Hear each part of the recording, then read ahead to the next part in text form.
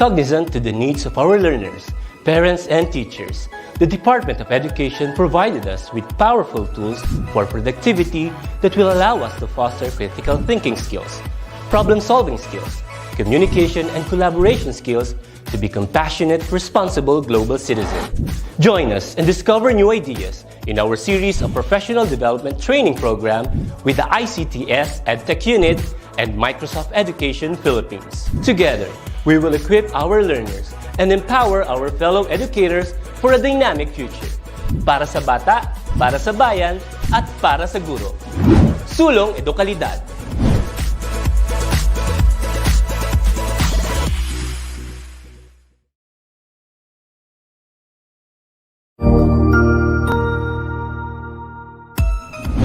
Mabuhay! Good day to all! I am your tutor Madge. Welcome to ETULay, a free online tutorial, an initiative of the Department of Education, Information and Communications Technology Service, Educational Technology Unit, ICTS EdTech.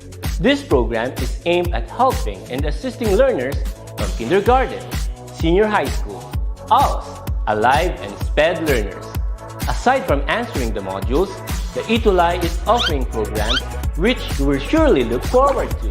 Together with our parents and teachers, the ETULay will bridge the gaps where difficulty and ease meet in learning new knowledge and skills.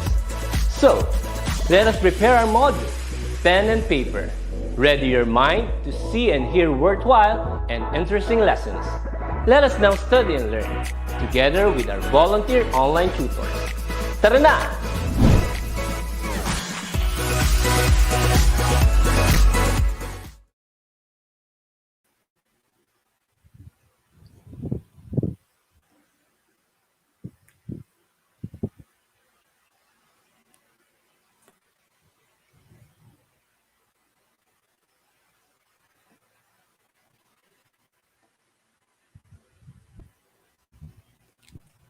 Hello everyone. Hello po sa ating lahat. It's Tuesday and it's definitely English Day. Okay, so I am without my partner for today. Sir Kit is attending an orientation for the DepEd TV and so tayo-tayo lang po ang magkakasama ngayong araw. And of course, we'll still be bridging the education amidst this pandemic. Okay, so welcome po sa ating online tutorial, DepEd ETULay in Creative Writing. We are now in our quarter 1, week 2, various elements, techniques, and literary devices in specific forms of poetry. Okay, so as I've said, I am your tutor Jerry from SDO Isabela, and join me, of course, every Tuesday afternoon at 4:40 to 5:20 in the afternoon via DepEd EdTech Unit and DepEd tayo doon po sa ating mga Facebook pages. Okay, now, before I start, of course, I would like to have a shout out po sa ating SDO Isabela, headed by Dr. Madeline L. Macaling. Magandang hapon po sa ating lahat. And of course, sa lahat po ng mga estudyante, especially senior high school learners who are with me, joining me this afternoon. Hello po sa ating lahat. Okay, and syempre, you are tasked, you are expected today to master one specific competency, and that is to identify the various elements, techniques, and literary devices in specific forms of poetry. Okay? So, let's move on, and I want you to have the first activity now, and it's called Topic Finders. Okay. So, we are here to, you're tasked here to find our topic so that we'll be able to move on later on with the different genres that the topic will be yung mga nasa baba ng ating topics, okay? So the given direction is from the rumbled letters in the box, you are going to form a word by following the given clues. Again, from the rumbled letters in the box, you are going to form a word by following the given clues. Okay, so these are the jumbled letters.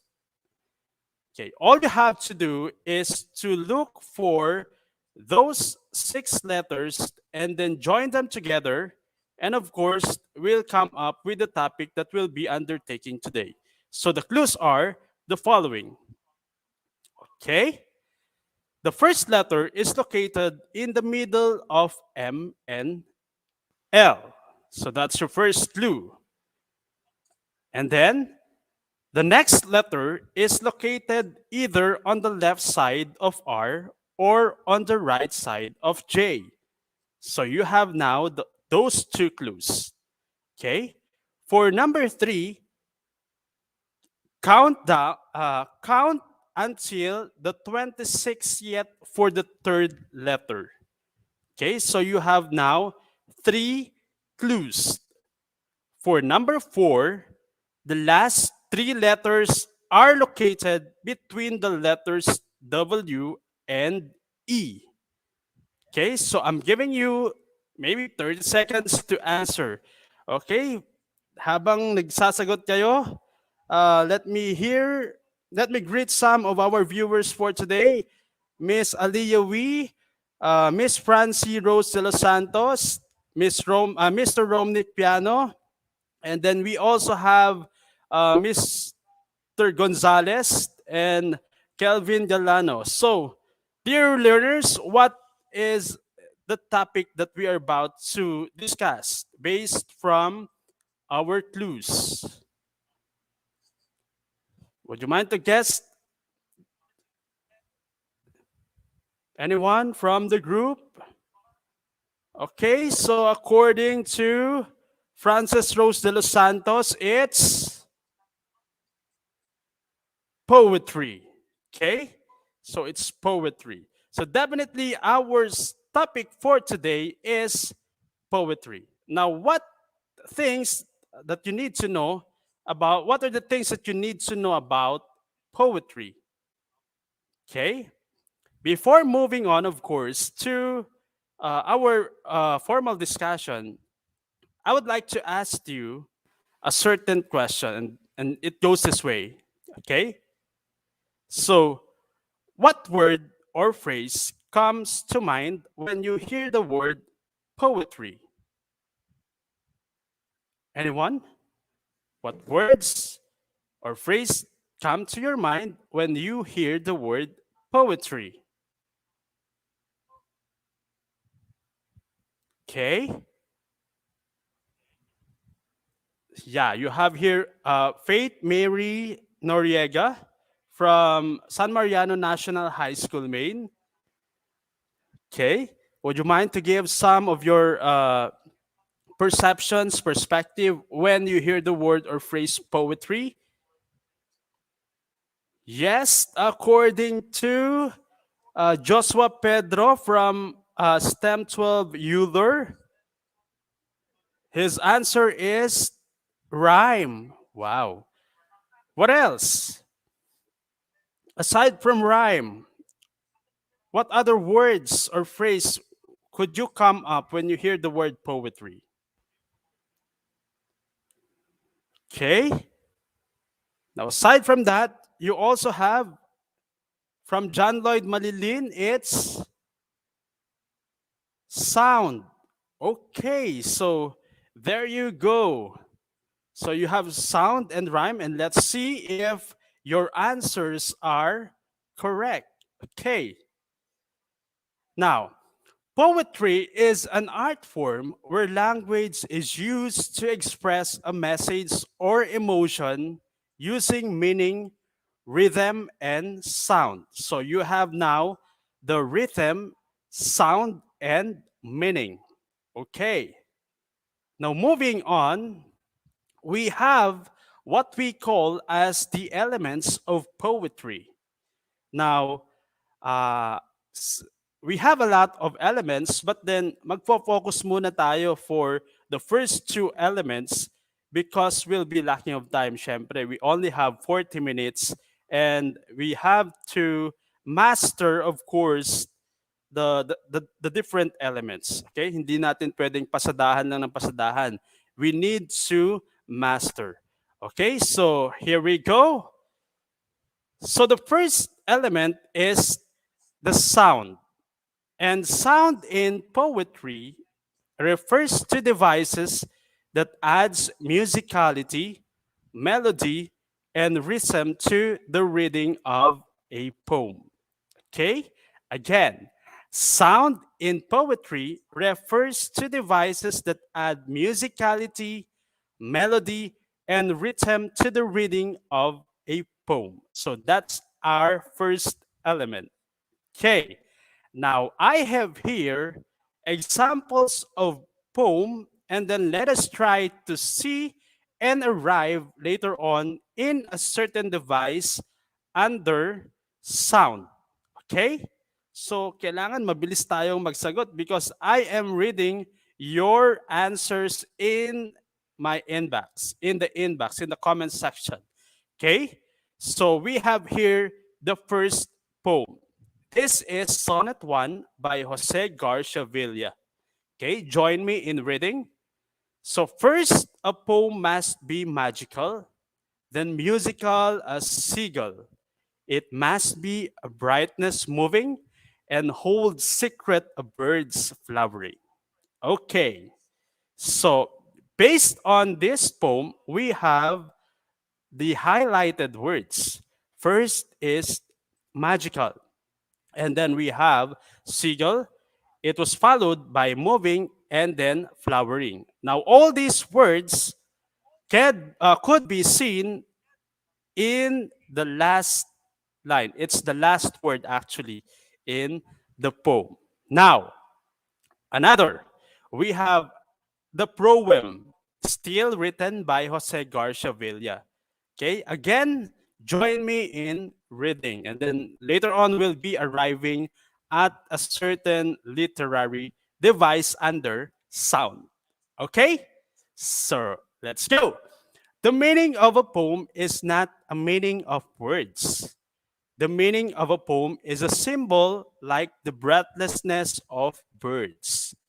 A poem cannot be repeated in paraphrase. A poem is not a thought but a grace. A poem has no meaning but loveliness.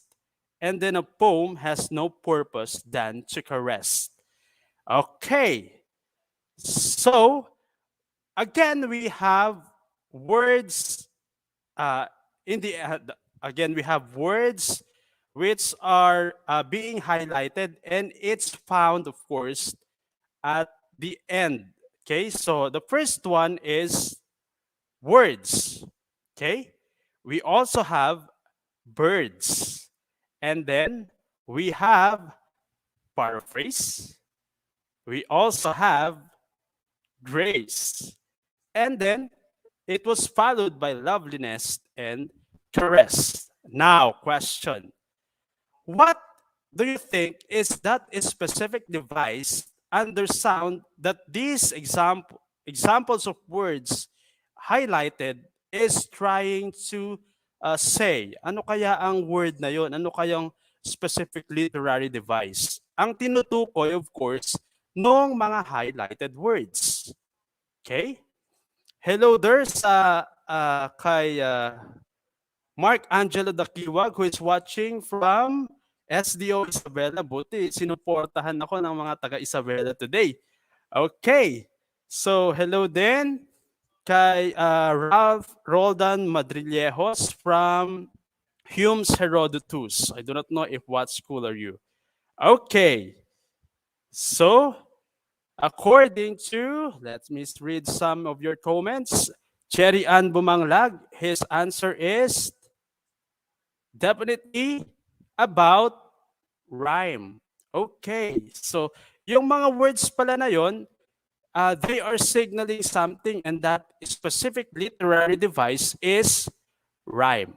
Okay, so let us define now what rhyme is. Okay, the similarity of two or more words with final syllables that sound alike to echo one another. That is rhyme. Okay, now if we go back to our examples a while ago, there are really sounds which could be here, could be heard the same or alike, right? Okay, so definitely they fall under the literary device called rhyme. Okay? I hope nakuha nyo. Okay, now we also have here another question. Why should we use rhyme in writing our poem? Okay? Bakit kailangan natin gumamit ng rhyme in using in writing a poem? Okay? Medyo naglalag ng konti ang ating internet connection na nalilate yung mga answers nyo, but then we'll try to read it later. Okay? So, why should we use rhyme? Of course, kailangan nating gumamit ng rhyme in writing a poem so that it will add mental pictures to the words that are being used in the poem. Aside from that, rhyme is also used in poem to add meaning to the lines or to the poem itself. Okay? So that's the very reason. I hope nakuha nyo yon mga bata. Okay? Sige. Now, moving on, we also have what we call as the rhyme scheme. Okay, sabi ko na late nung pasok ng mga sagot eh. According to Jesselyn Boraga Magaway, rhyme ang kanyang sagot a while ago. Okay, so that's good. Natutuwa ako that you are interacting. Okay, so let us move now to the rhyme scheme. So kailangan nating makinig ng mabuti dito mga bata kasi this is a complicated the complicated part of our session that you need to master, especially if you are fan of writing your own poems. Kailangan alam nyo, kabisado nyo yung ating mga rhyme scheme. Okay? So let us define now what a rhyme scheme is. Okay, so it's the sequence of sounds that repeats usually at the end of its line or stanza. Okay, take note of the word usually at the end of its line or stanza. Okay, rhyme schemes can change from line to line, stanza to stanza, or even from poem to poem. Okay? Now, para madalian tayo, we'll just have to look for the last word in every line. Okay? And then let us try to label them later on so that you know how or what kung ano yung tinatawag na rhyme scheme. Okay? Now, how do we label our rhyme schemes? First, we use the letters of the alphabet to label rhymes. Okay, so we're going to use A, B, C, D, etc. for as long as magkakaiba yung kanyang mga rhythm. Okay? And then we also we label the rhyme in the first line as A. So the first word in the first line should be labeled A. Okay? Now, identical rhymes will be labeled with the same letter. Okay? So, ibig sabihin, sa madaling salita, if words are with the same sound, you are going to label them with the same letter. Okay? Now, let's try to move with the examples para ma-master nyo. Okay. Now, I have here another example, another set of poem. It's written by Dr. Seuss, and it's entitled Horton Hears a Who. Okay?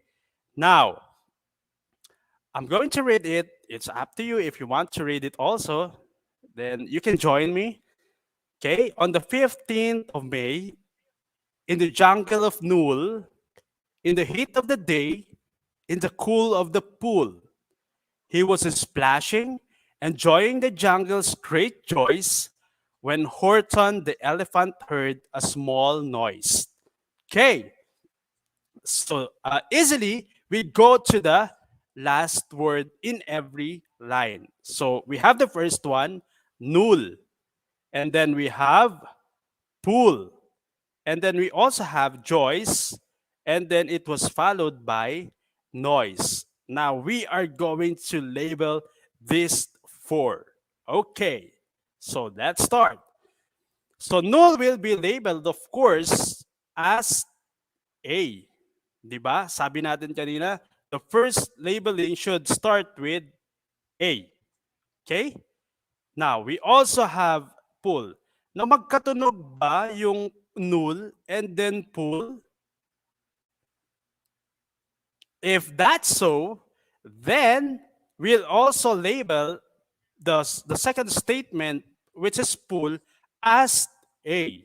So we already have A and A for the first two lines. Okay.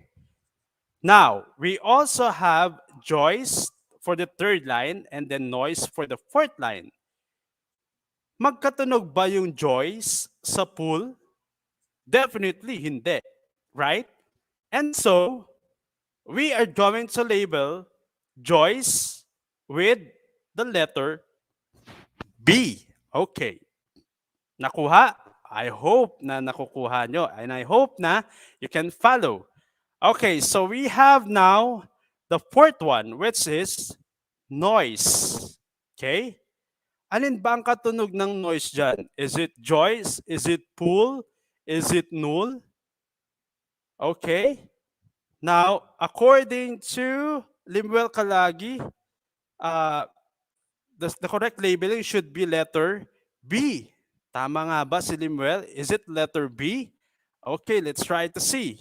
Yes, it's letter B. Bakit? Because Joyce sounds like noise and Joyce is labeled as B. Okay, so very good. Now let's have, we have now the scheme AABB for the first example of the poem. And now we move to the next, okay?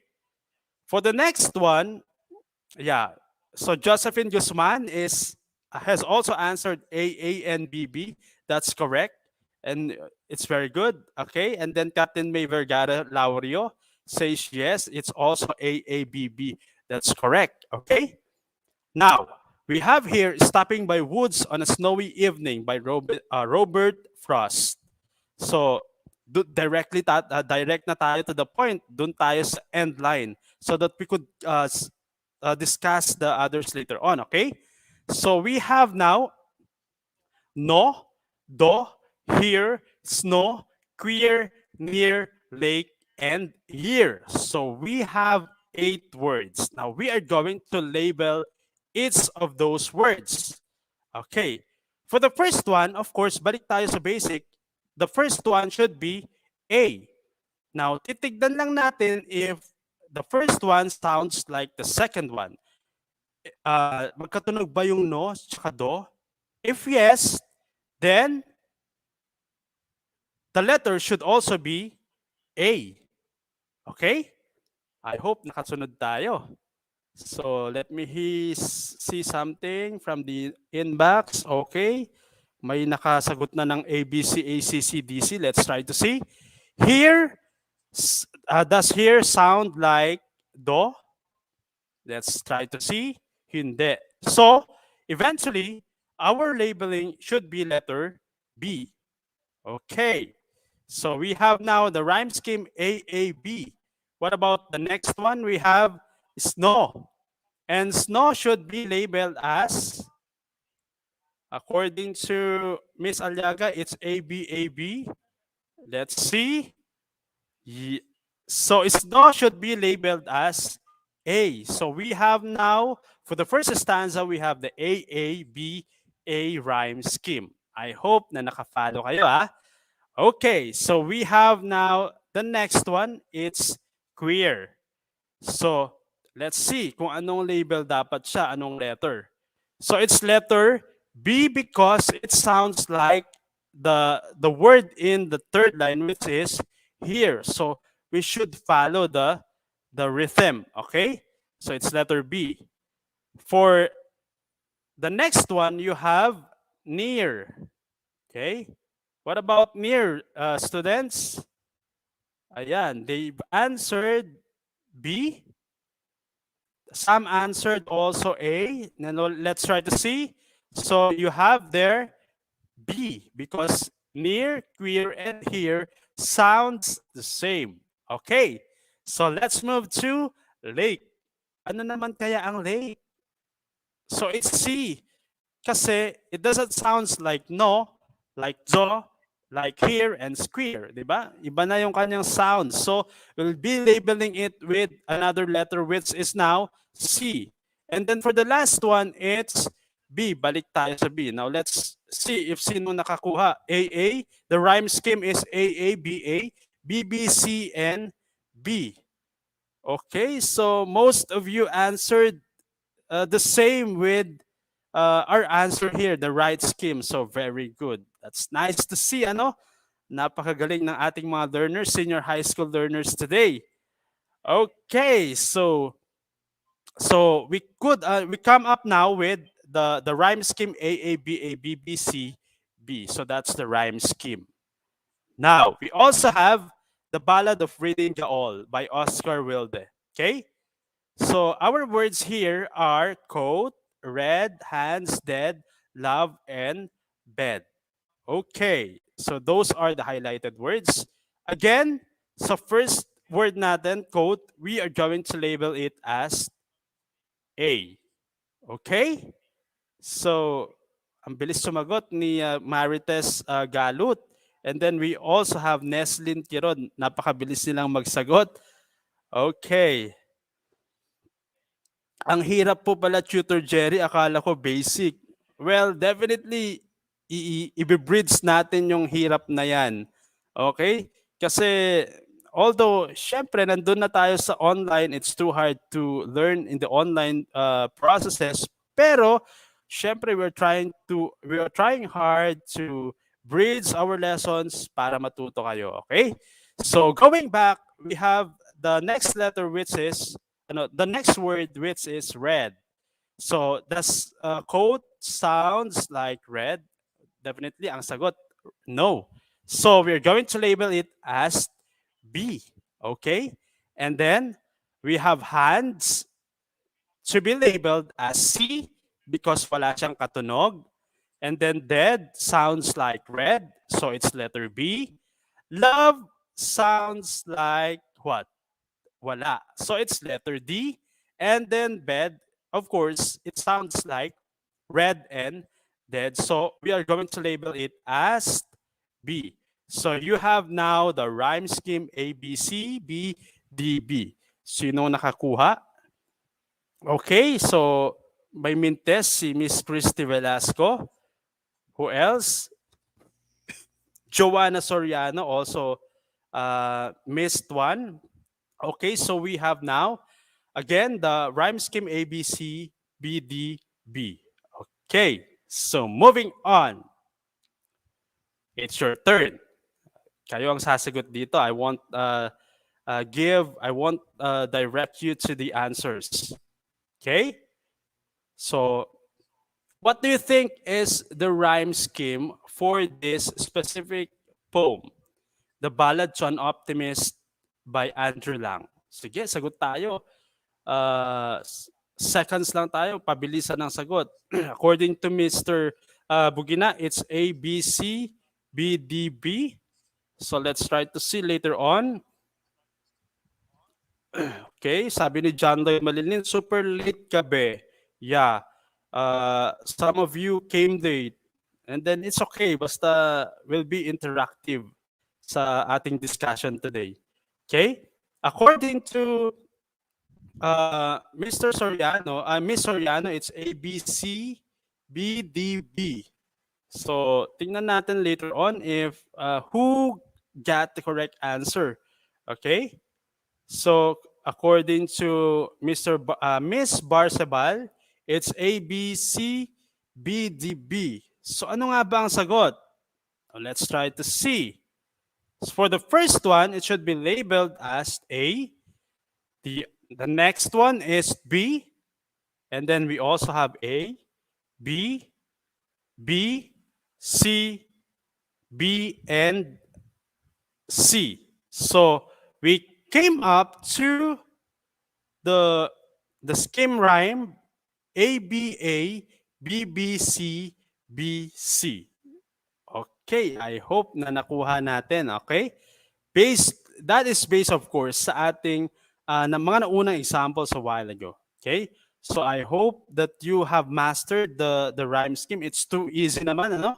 Napakadaling mag-rhyme scheme, mag-label ng rhyme scheme.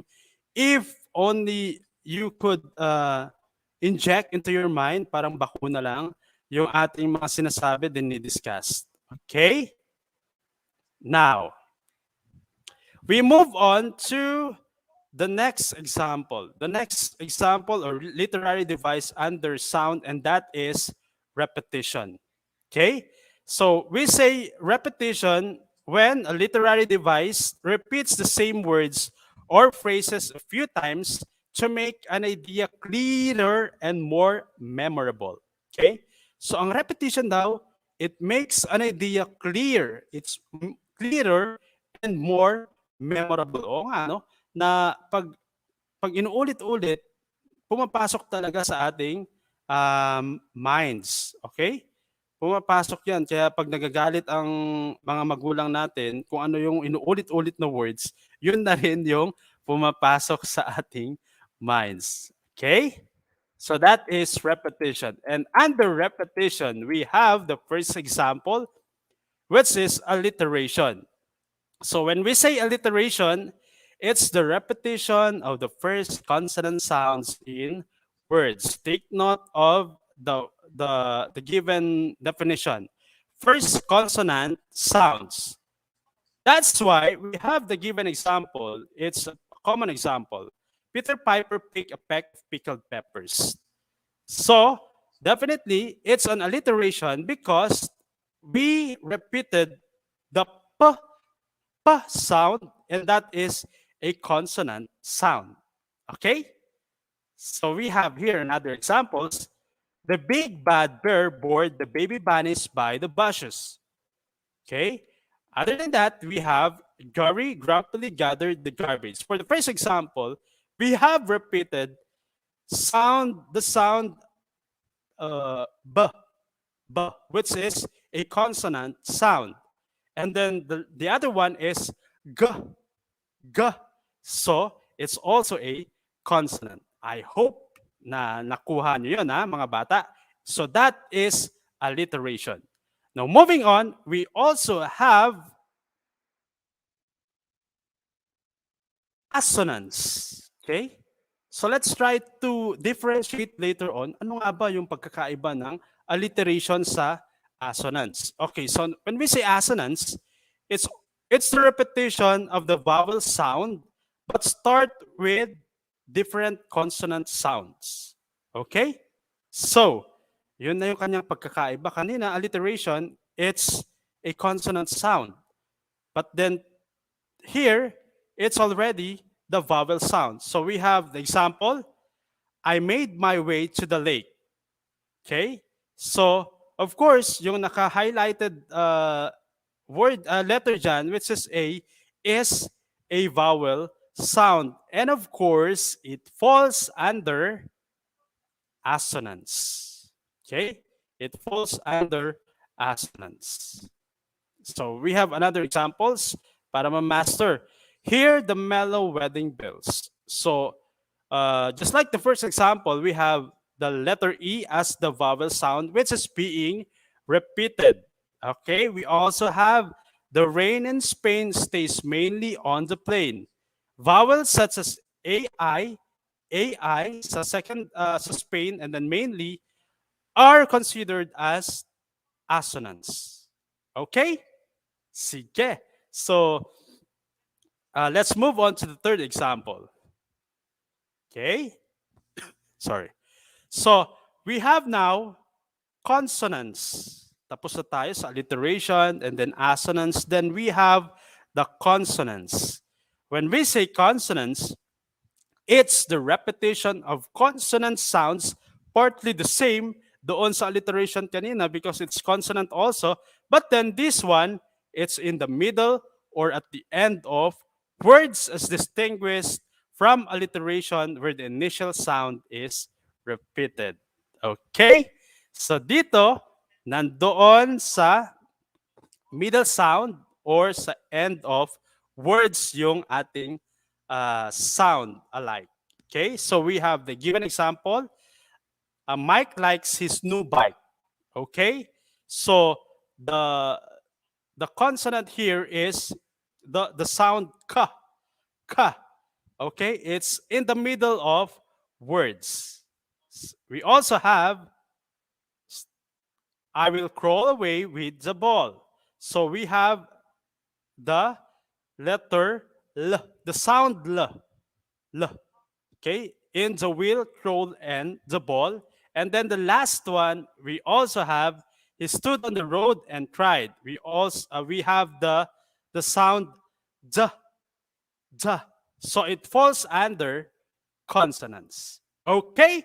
I hope nakuha nyo ang pagkakaiba ng alliteration, consonants, and assonance. Now, moving on, it's your turn again. Tignan natin kung makukuha nyo to ha. Read the lines carefully and be able to classify each as to the type of repetition. Kailangan nating magmadali because we only have 4 minutes. Okay? So, you're going to write AL for alliteration, AS for assonance, and CO for consonants. For the first one, it will creep and beep while you sleep. Okay?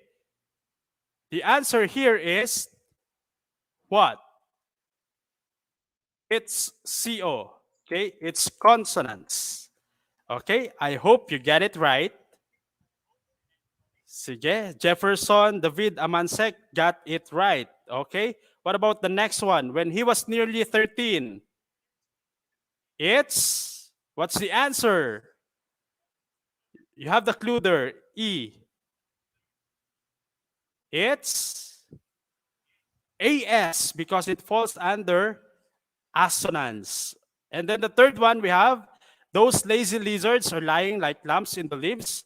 What is the answer for this? Is it alliteration, assonance, or consonants? Yes, you got it right. It's alliteration. I hope na ipasok nyo lahat ng ating mga lessons for today, class. And of course, our challenge for the week, I'm going to leave you the challenge of the week. And this is, you're going to write 4 lines of poetry and post it on Facebook with your picture. You will be recognized, of course, next week using the hashtag ETULay Creative Writing. And then take note of the following. The poem should have an ABAB rhyme scheme na napag-aralan natin kanina. And then the poem should contain at least one of the following: assonance, consonants, and alliteration. Top 5 of your top 5 poems will be featured and read live on our next ETULay session. So that's it, senior high school students. I hope na nakuha nyo lahat ng ating mga lessons today. And I'm expecting you to, of course, send your poems through the hashtag given. And before I leave, I want you to ponder on this certain motto quote by Malcolm Forbes na ang education's purpose is to replace an empty mind with an open one. Thank you for joining me for a 40-minute discussion. And if you have questions, you can email me at my email, jercel.corpus@deped.gov.ph, or you can you can send me your comments or anything in my official DepEd account, Jercel E. Corpus. Thank you very much and see you again next Tuesday for another exciting Creative Writing Tuesday. Thank you.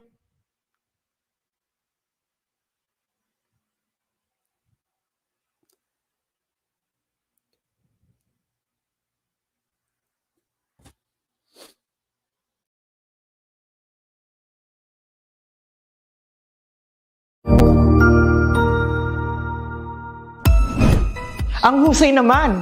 Natapos mo ang iyong tutorial session kasama ang iyong mahusay na ETULay tutor. May bago ka bang natutuhan? I-share na yan gamit ang hashtag #ETULayLevelUp.